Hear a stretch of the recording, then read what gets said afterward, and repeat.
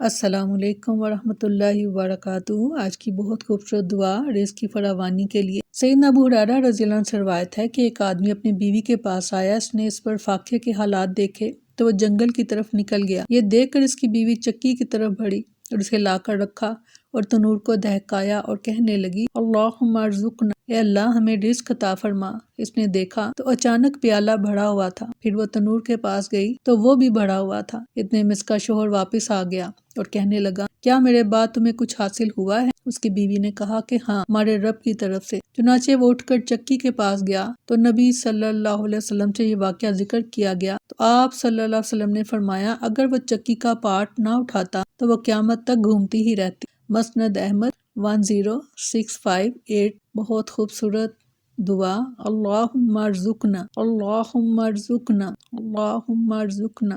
السلام علیکم ورحمۃ اللہ وبرکاتہ۔